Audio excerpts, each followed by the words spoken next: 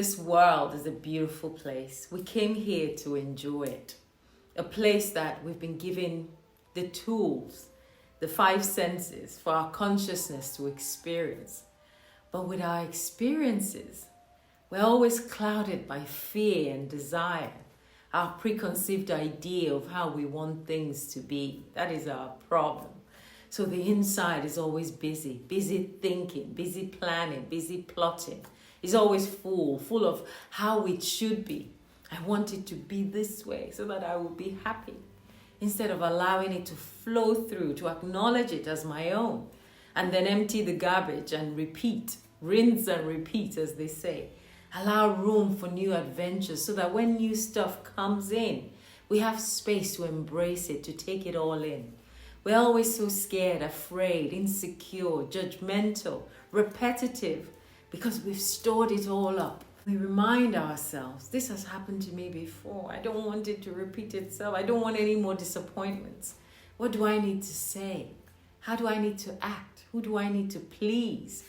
So that things will go the way I want them to be. We're in that perpetual state of living in fear. Someone is going to get your job. You're not going to get that promotion. You're not going to get enough money to feed your family. Your car is going to break down. Something is going to happen to the kids. Your football team is going to lose. The price of fuel is going to increase. The US and China are going to go to war. The person you're owing money is going to show up at your door. What are you going to do? Your boyfriend is going to dump you. Someone is going to rob your home. Your health is going to fail. There's fear of cancer, fear of aliens, fear of viruses, fear of lockdown, fear of fear of every AI taking over our jobs, fear of the solar eclipse. that one came and went just like that. We were still afraid. The universe is doing its own thing, and we're here as guests. We know nothing about it, and hence the fear. We fear the weather is not looking good. We fear the world might come to an end. Nigeria, we say, Kilo Day, what is it? Are we not tired of being afraid? Everything we call life is based on the fear of something going wrong.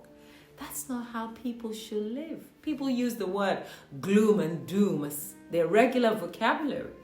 Like, why? Why so afraid? Because we know something is off, and we know that we are responsible for that offness. Because we know that we are not trending in the right direction. And we must eventually give account of the direction we have taken. We are living in this mass hysteria of what bad thing is going to happen next. Everything we do about life is how to counter that fear so that we can feel better. So that we're afraid of being broke, so we need money. I'm afraid of being lonely, so I need a partner. I want to be respected in society, so I need to drive a nice car. I want to be loved by many, so I need to be famous. I want to be validated by others, so I need to play nice. I want my dopamine hit, so I have to do what it takes.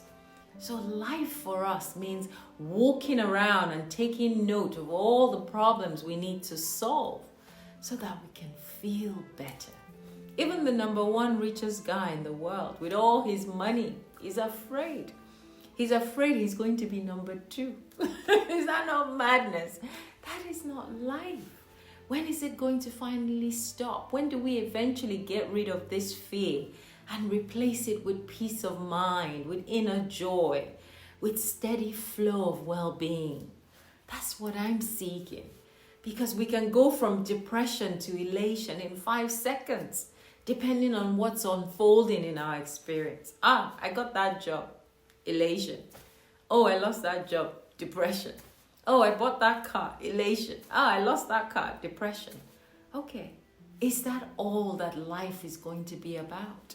The need for what we want and the fear of what we don't want. If that's all there is, when are we going to realize that? We can't make it. That it's very tiring. You are never going to get all that you want out of life.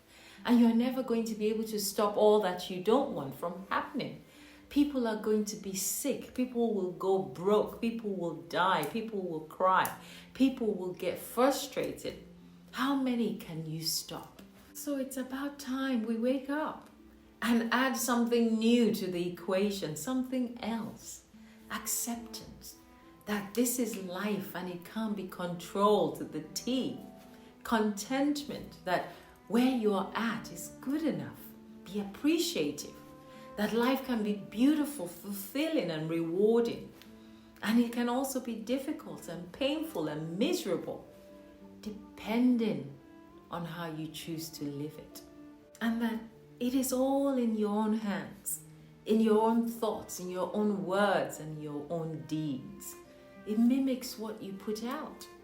If you're going to make up things in your mind, your thoughts, your own personal alternate reality, at least make it nice in there. Tell it nice things that will make you feel good. Stop telling it things that will scare you, things that you're worried about.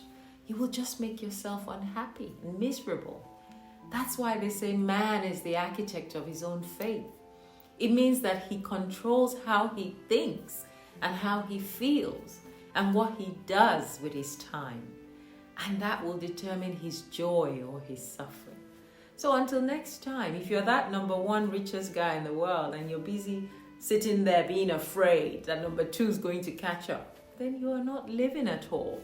And if you're number two, worried that you'll never get to taste being number one, I don't know what to tell you.